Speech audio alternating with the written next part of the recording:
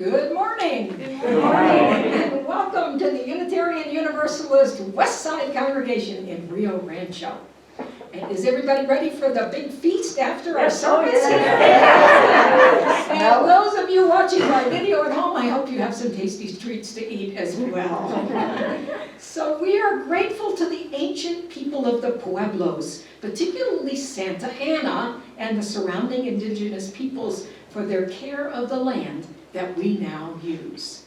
I'm Carol Eaglehart, our consulting minister. Reverend Dr. Nancy Hitt and I are co-leading this service. Our title for today is Thanksgiving, the Whole Story. While we can't cover every detail of the history of our national holiday, we're going to share history from multiple perspectives and address our reworking of our understanding of what it means to observe Thanksgiving. Our program is founded on principle number 6, the goal of world community with peace, liberty, and justice for all. And it's also founded on source number 2, words and deeds of prophetic women and men which can challenge us to confront powers and structures of evil with justice, compassion, and the transforming power of love. We welcome your feedback and responses at the close of our service. Now today we're glad to welcome first-time visitors to our congregation, both in person and online. We have Dave and Charlene back here. Wave your hands. Yeah, all right. And Kitty, have you been here before? No. First time? All right. Kitty, involved in the Feed the Kids Rio Rancho program. So, let's see. Please contact Reverend Nancy with questions or follow-up for things. It's ministeruuwc@gmail.com. We're grateful for Jay Kane this morning for stepping in as a greeter. Thanks, Jay. And also to Bramcast Hecht, who I wasn't able to be here, but she provided the material for the animal ministry moment in today's service. And we're also grateful to Dana Sanford back there at our sound system, and Steve Boyani at our video camera.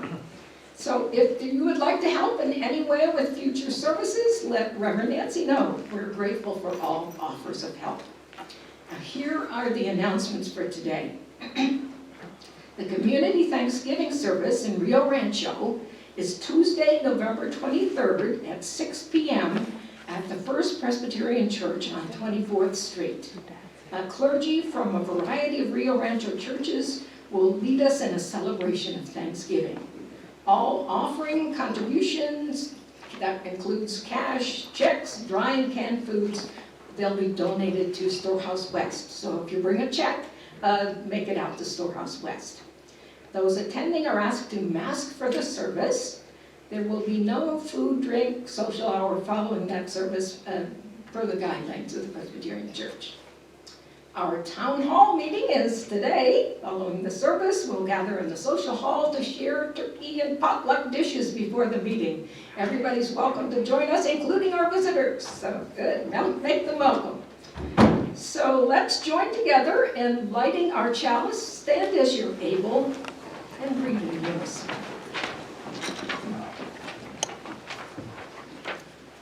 Our forebears lit fires for warmth and light, for cooking and for community.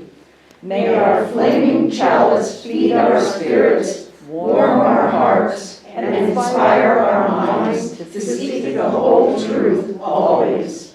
In its presence, may we learn to celebrate Thanksgiving with honest joy. Shalom and blessed be. And let's affirm our aspirations. Life is a gift. We gather in community to celebrate the glories and the mysteries of this great gift. In the light of truth and in the warmth of love, we gather to seek, to sustain, and to share. Love is the doctrine of this congregation. The quest for truth is our sacrament, and service is our prayer. To dwell together in peace, to seek knowledge and freedom, to serve others in community, to the end that all souls grow into harmony with creation. Thus do we covenant with one another. Shalom. And I invite you to remain standing, and we have a special treat. We have a UU West Side choir today to lead us in our hymns, and we'll sing a special anthem later. And the opening hymn is number 68, Come Ye Thankful People Come.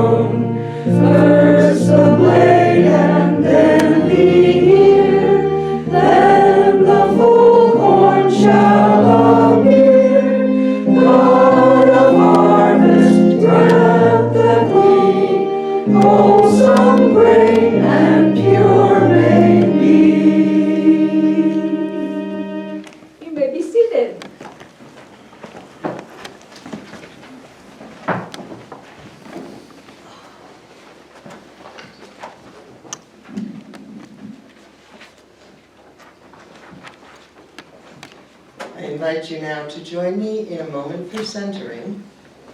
Sit back in your pew, in your seat at home, wherever you may be.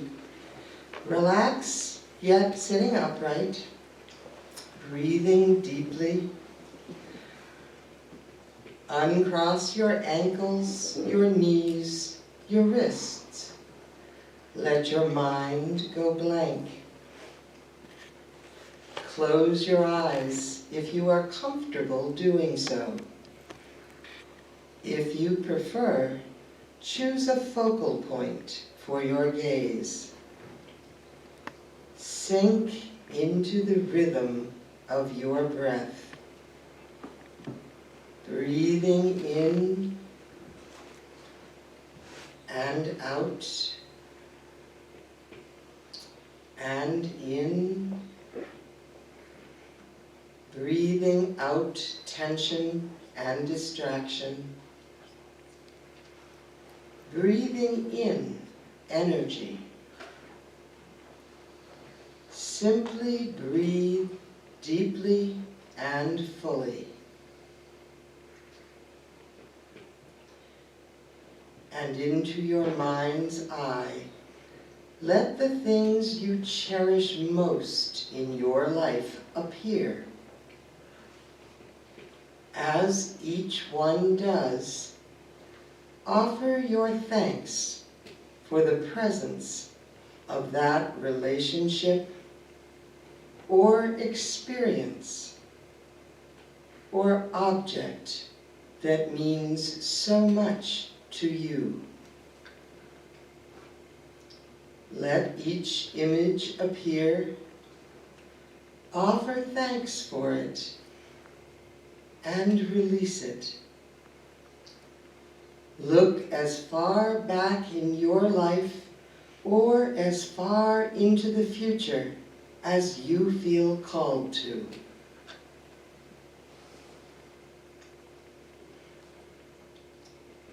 Offer your thanks for the richness and complexity of your life, for your relationships with other people, for the experiences that teach you how to be you, for the items that support and sustain you. Take a very deep breath and release it, and begin to return your awareness to the here and now. Breathing in and out, and in again. And when you are ready, open your eyes. Shalom.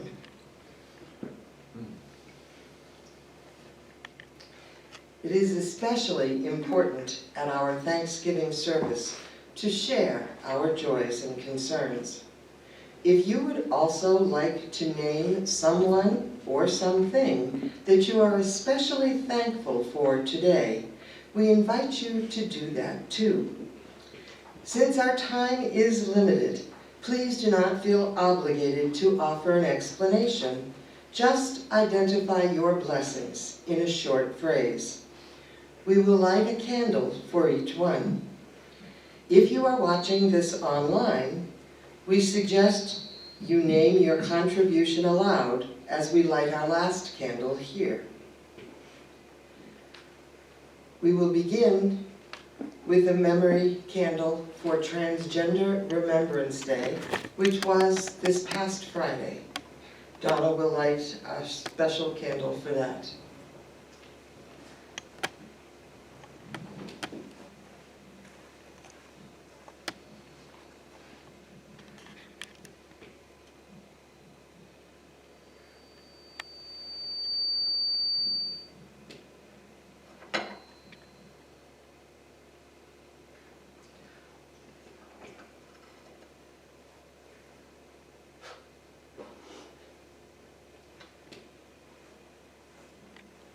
Thank you. Now, Carol will bring the mic around to anyone who raises their hand, indicating they would like to use it. And as she is making her way out, I will share a first joy. Just hold that right there. Priscilla, our office administrator, is absolutely euphoric. She says that she has finally achieved her 50-year dream that she has held since she moved out here that long ago. She has bought another house that she will be moving into. It is her dream house, and to top it all off, her closing date is on solstice. So for Priscilla, things don't get any better than that. It is a quaint little 1940s genuine adobe house with shade trees in the backyard, and she is just ecstatic. Sarah and I attended the New Mexico Make It with Wool contest this weekend, and she is representing New Mexico in the finals, the national finals in San Diego in January.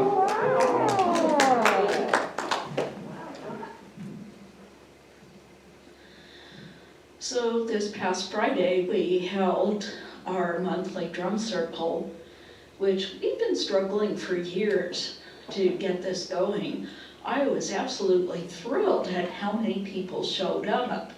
We got off to a little bit of a chaotic start because of communication and timing issues, but once we got going, the energy was amazing, and I'm very grateful for the people that showed up. Thank you.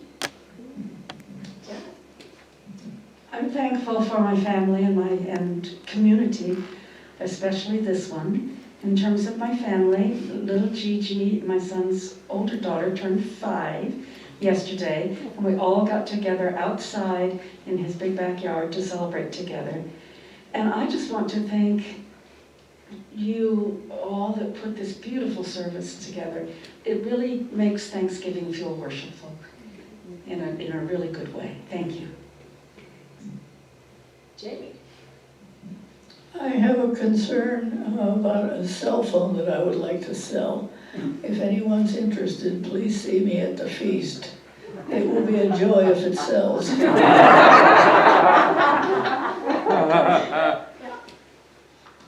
This is probably probably not something I should bring up right now, but I am just sick at heart with the results of Kyle Rittenhouse. I'm so used to these things happening that it didn't surprise me, but I just could not believe it. So it made me cry, and I don't cry about these things anymore. We're crying with you. Judy?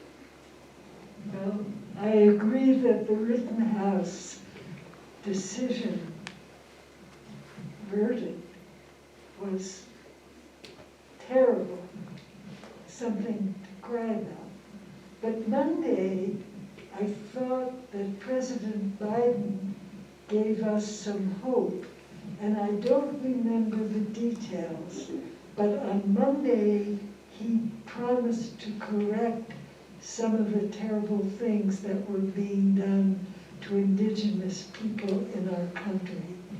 And Tuesday, I believe, but have not been able to see or hear yet, what our Vice President said at the Indigenous Summit.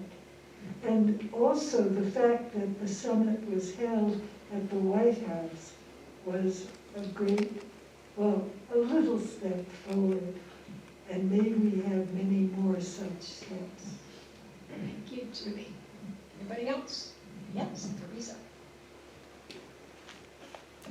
I am so grateful for my 1-year-old, 1-month beagle puppy, Ina.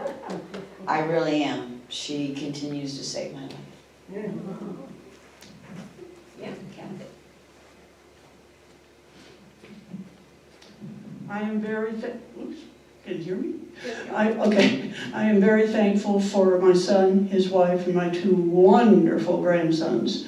As to Rittenhouse, if anybody would like to hear a prosecutor's perspective on it, see me at noon.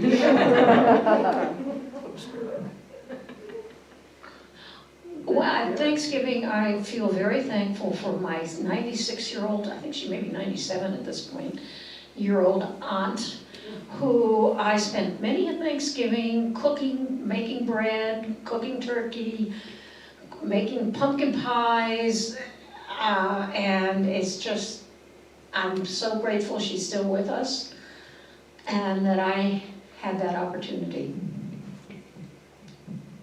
Anybody else? I'm grateful for my new sweetie, Catherine. If you come to the Christmas Eve service, you'll get to meet her.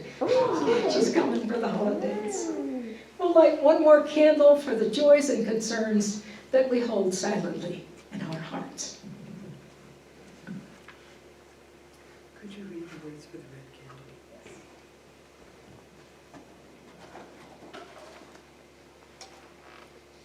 We light this red candle in honor of all the victims of racial violence. Today we pay special attention to the native people of this land whose history of oppression, colonialization, and genocide are often hidden from our eyes on Thanksgiving. May the small flame we ignite here give birth to flames of compassion and work for racial justice. Shalom and amen.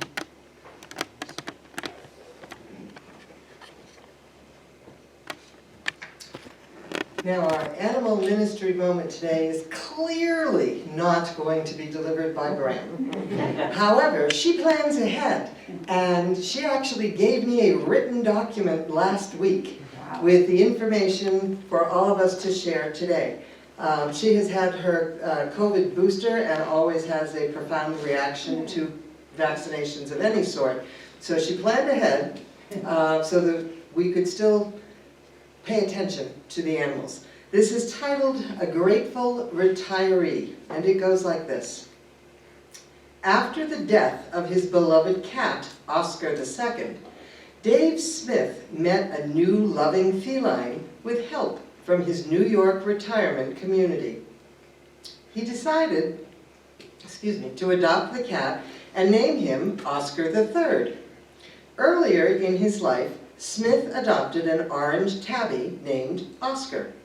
This feline companion left such a loving impression that Smith adopted another orange tabby when Oscar passed away, who he named Oscar II. They moved into a pet-friendly retirement community, but sadly, eventually, Oscar II died. To bring back a smile to Smith's face, the community worked with animal rescue and found a young orange tabby for Smith to meet. Smith decided to adopt the cat and named him, 3 guesses, Oscar III. "It sure beats living alone," Smith said. "I am grateful to the staff for helping me find Oscar III." This story was shared by Kelly Bender. Now, Bram often gives us a humorous story as well. And this is not exactly a story, but picture this: a message from a turkey at Thanksgiving. The turkey carries a sign that says, "Eat more beef." And now our special choir will sing "Give Thanks."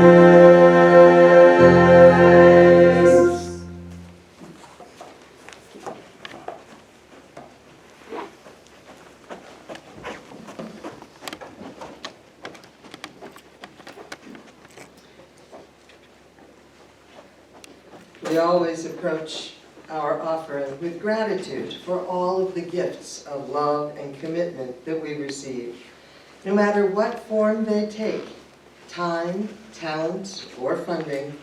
We are deeply grateful for the ways in which we support and sustain each other in this community.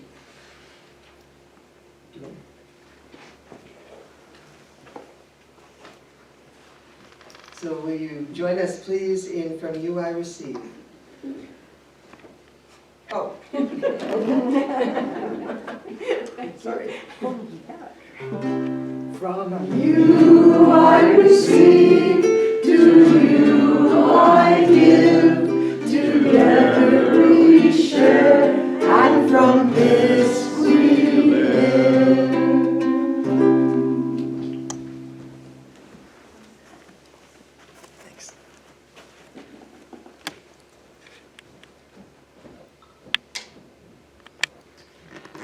So it might be most appropriate to rename this sermon in two ways. In one way, it's one of the most difficult sermons I have ever prepared in my life. I'm about to take a cherished legend and series of celebrations and reinterpret it in ways that are potentially very painful and true.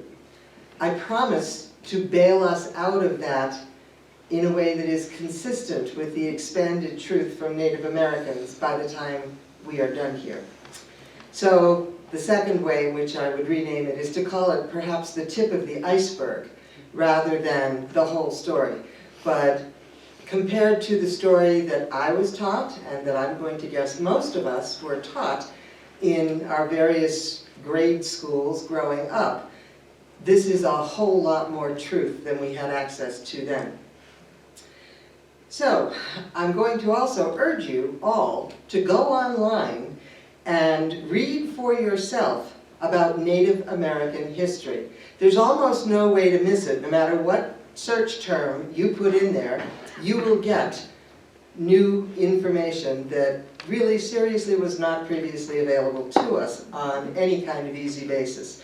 So whether you Google Native Americans and Thanksgiving or Indian something, you will find yourself directed to very helpful sites. And since I can't say it all right here now, I encourage you to go and look for yourself.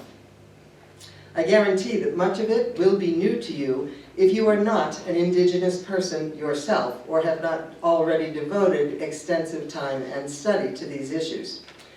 It has been said that history is made by the victors. Those that win the war get to write the history. They get to write about the events and tell their story. Those who lose the war also lose the right to tell their story. And nowhere is this more true than with our nation's heritage of establishing the United States in place of the indigenous tribes, whose presence predates recorded time. So here's the story of Thanksgiving, what I now personally refer to as the legend of Thanksgiving invasion, as taught in most of our public schools. I expect most of this will sound familiar to you. The preface to the story is that in 1492, Christopher Columbus set out looking for India by sailing west because he believed the world was round and he could prove that. He landed in the Bahamas and named the island he landed on San Salvador. He called the people Indians because that's where he thought he was, India. Now, Columbus and other explorers arrived in what they termed the New World as emissaries for their respective kings. They all claimed land and goods as taxes for their king. There were a lot of different kings. And the Pope. The Pope issued edicts claiming the new souls for God as the Pope understood God to be. These were not the first or the only Europeans to find this continent. Leif Erikson and the other Vikings had been here 500 years before.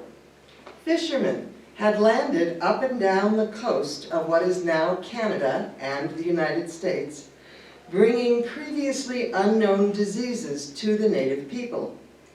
They had no immunity against smallpox, measles, cholera, and more. Think the pandemic, only 1,000 times worse. Many native villages were decimated with 90% of their people dead. Then we have the main event. The Mayflower arrived out of England in 1620. She carried a group of people looking for religious freedom and the opportunity to start over and build new cities in the newly discovered land. They had no clue how to survive the winter. The local Wampanoag Indians taught them skills and provided food and help that enabled them to survive that first winter. In particular, an Indian man named Squanto, who spoke English, taught them what they needed to know. Because of him, most of the settlers survived. After that winter, the settlers worked hard and celebrated their first harvest with a 3-day feast to which the Indians were invited. The Indians brought gifts of food with them too. And everybody lived happily ever after until the Indians betrayed the settlers and refused to do as they were asked, despite the clearly advanced wisdom of the settlers. Then the whole system fell apart, and a lot of different wars were declared and fought, and the Indians lost. That's pretty much the end of the legend of how we got Thanksgiving. The actual holiday was put in place on the 3rd Thursday of November by Abraham Lincoln. This is a really good example of history from the victor's point of view. The settlers are the good guys. They are helped by their future enemies, who only become enemies because they rejected the superior wisdom of the settlers. Blaming the victim is a time-honored strategy for covering up a crime and easing a guilty conscience. So, here's the backstory from an indigenous perspective. Sporadic visits by European fishermen occurred for almost 200 years before there were sufficient numbers of Europeans to form their own settlements. Jamestown and several locations in Florida had earlier settlements than Plymouth, but none had as strong a sense of a God-given mission as the Puritans who landed there. The winter of 1620 was a harsh one, preceded by epidemics of new illnesses. Up to 90% of the population of some native areas died. Both the settlers and the native people thought this was a judgment on the native people by their respective deities. The settlers interpreted this as paving the way for them to assume control of the land. The native people disagreed, but shared the view that it might be divine punishment or disfavor from their deities. Now, Squanto was born around 1580 near Plymouth, Massachusetts. Very little is known about his early life, but in 1614, mind you, the Mayflower lands in 1620, so 6 years before, he was kidnapped by an English explorer, Thomas Hunt. Hunt brought him to Spain, where he was sold into slavery.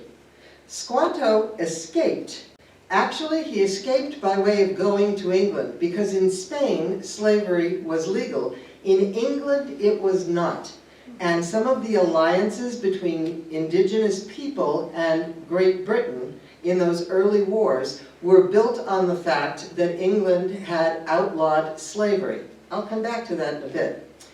So Squanto escaped from Spain, having learned English, got to England, where he was declared a free man despite any and every argument Hunt and others could make. And he eventually returned to North America in 1619. He then returned to the Patuxent region, where he became an interpreter and guide for the Pilgrim settlers at Plymouth in the 1620s. He only learned English because he was essentially enslaved by them. They demanded his services, and no was not an acceptable option. Now, the concept of Thanksgiving was not new to either the indigenous people or the settlers. Native tribes routinely held festivals of Thanksgiving, as most human communities have down through history. That would have included an abundance of food and the giving of gifts. This was, and still is, the traditional native way. The settlers did not introduce the concept of Thanksgiving to the Native Americans. Furthermore, the settlers themselves did not call their celebration a Thanksgiving. And honestly, if they had, it would have been no fun at all.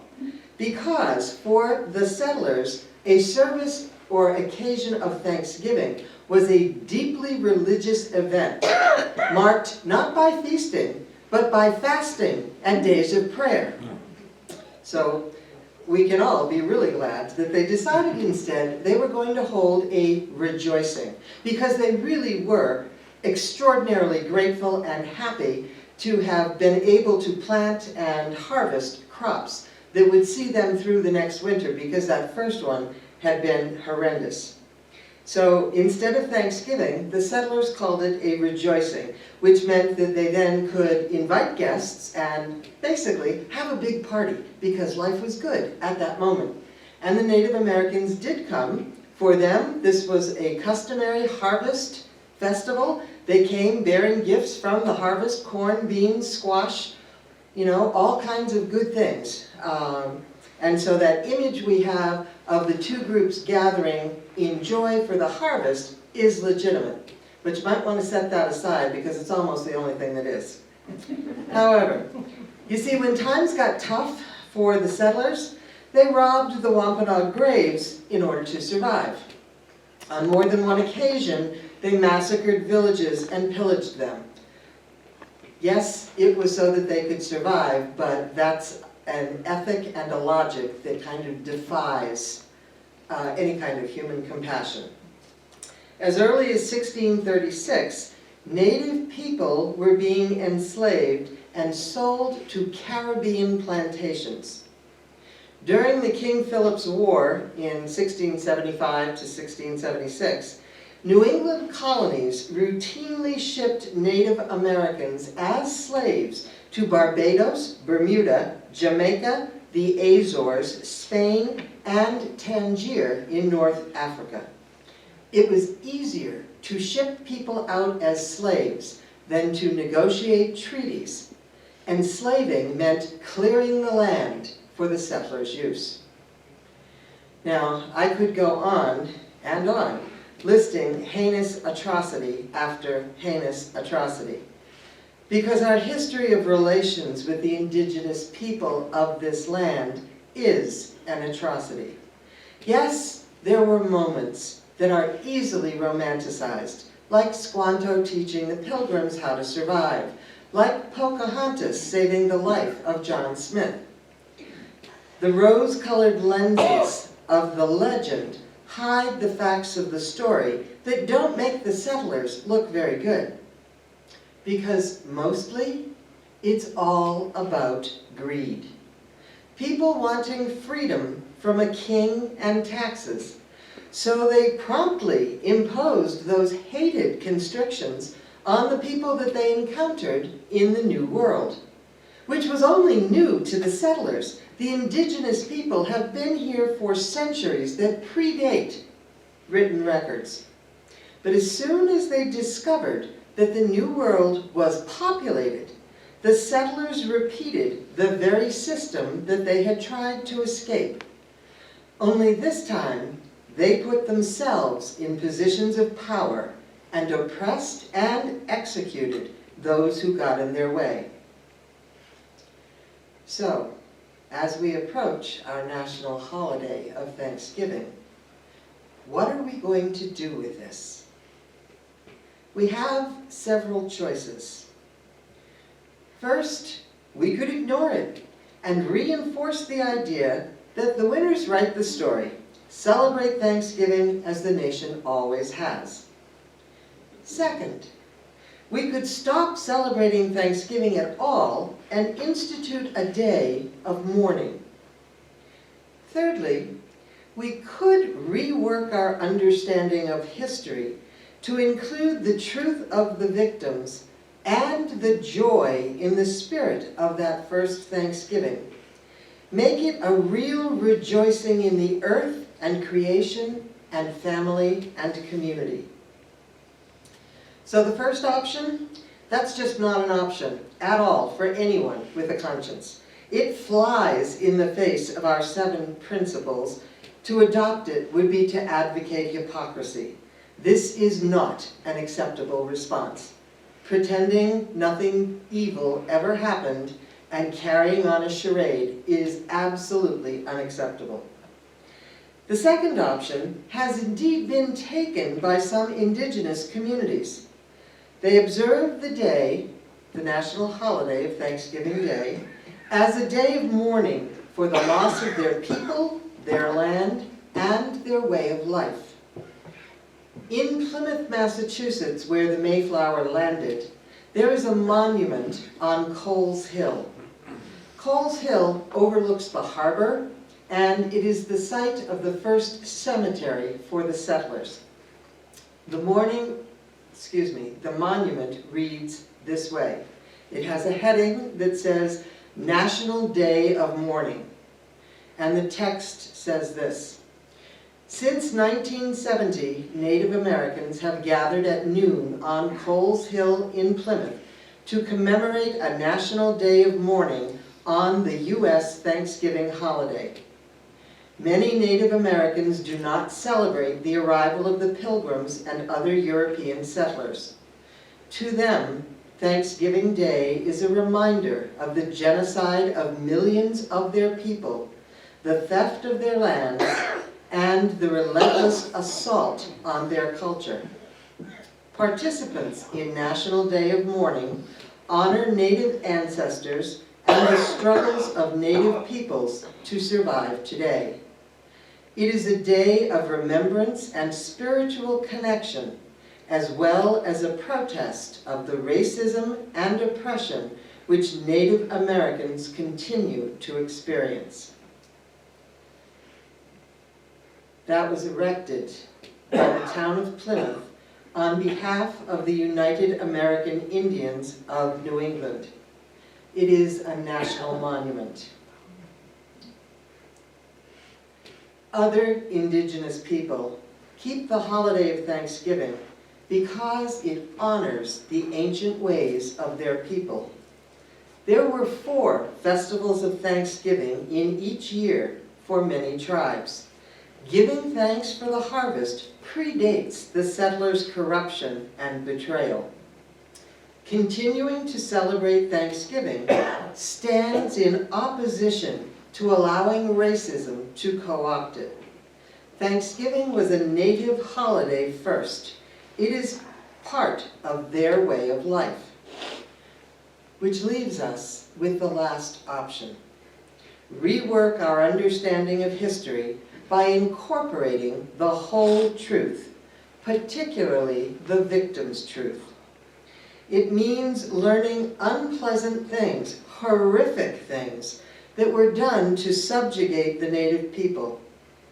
It means going deeper to the heart of what it means to give thanks. And oddly, this is sometimes hard, because if we admit to gratitude, we are admitting to a positive connection with whoever or whatever we are grateful for. And that makes some of us feel vulnerable, so we resist it. But research shows us that grateful people are happy people. They are happy with their lives, not because their lives are perfect, but simply because they have chosen to recognize what they are grateful for and to maintain that attitude. Gratitude is a choice. Giving thanks is a choice. So I say, make the choice and celebrate the spirit, the ancient spirit of this holiday, not the more recent cover-up of historical atrocities. Be willing to learn and to reinterpret and rework your own treasured traditions. In the words of one Native American, go back and celebrate the Native spirit, the Native way of life that gives thanks always for the gifts of the earth and creation, for family and community. Eat the traditional Thanksgiving foods. Most of them are Native anyway. And do that in spite of, not because of, that Thanksgiving legend. Native wisdom teaches that giving thanks regularly with others for the earth and creation, for family and community, is the path to peace. For Thanksgiving this year, let us honor that. Shalom, and blessed be. Now, in the moments that follow, I invite you to reflect on how you can rework, reclaim, and redeem Thanksgiving. Take a few moments as Teresa and Karen and Donna honor Native people with music to give thanks for their contributions to humanity, to mourn the loss of life and land and culture, and to enter into a spirit of thanksgiving in keeping with Native spirit and values.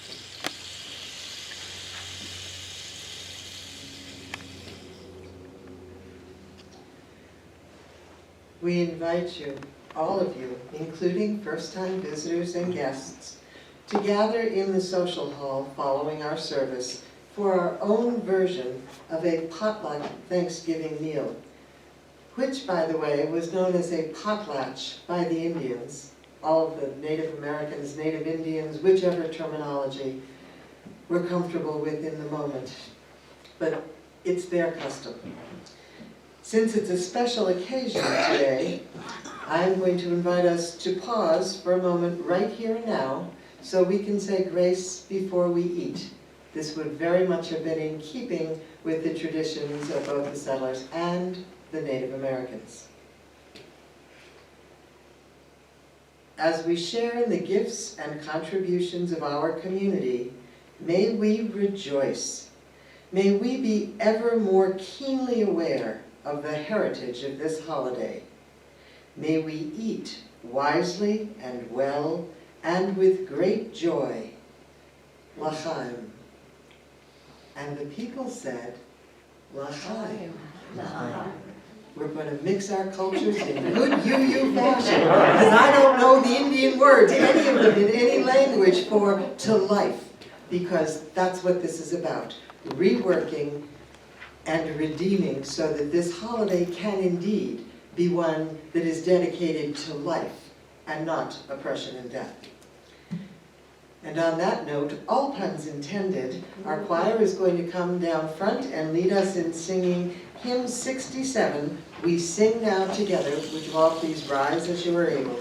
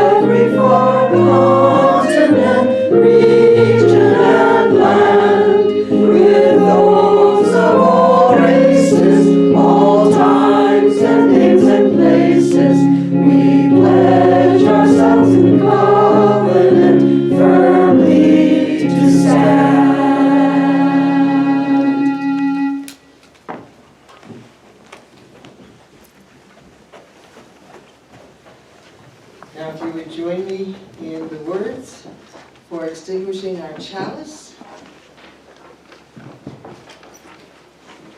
which are in your Lord.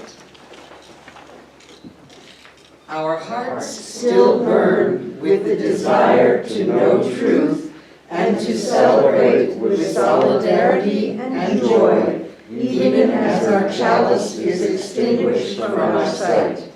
May we learn to live with gratitude, truth, and hope.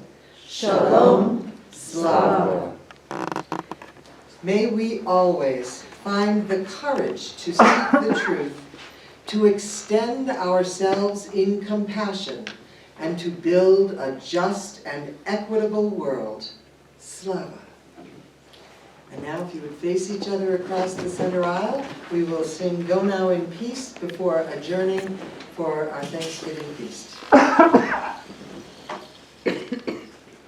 Go now in peace, go now in peace.